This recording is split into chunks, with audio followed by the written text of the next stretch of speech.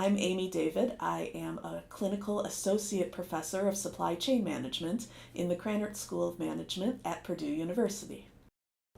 The immediate supply issue with baby formula is a recall from one of the big manufacturers. There are only a couple of big manufacturers in the United States who make baby formula, and one of them had a problem with bacteria in their facility.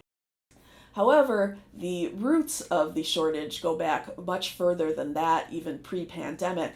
We know that we don't have a lot of redundancy in a lot of our supply chains. Unfortunately, the profit motive, even in critical items like baby formula, has really squeezed a lot of flexibility out of the supply chain and redundancies so that you have one point of failure like this and there's no good backup and no way to quickly switch over to a plan B.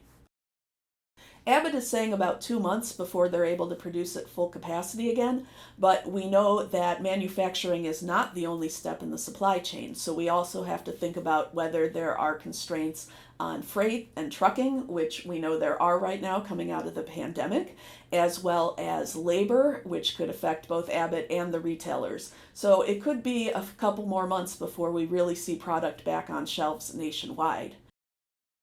There are calls for the federal government now to step in, and there are a couple things that can be done to alleviate the issue. One would be to loosen restrictions on imports.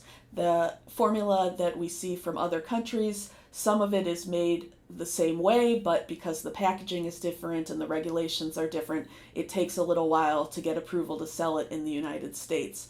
So the federal government can loosen that. They could also work with manufacturers of similar items to see if they could switch over to baby formula. And again, the FDA would need to get in there and approve that quickly.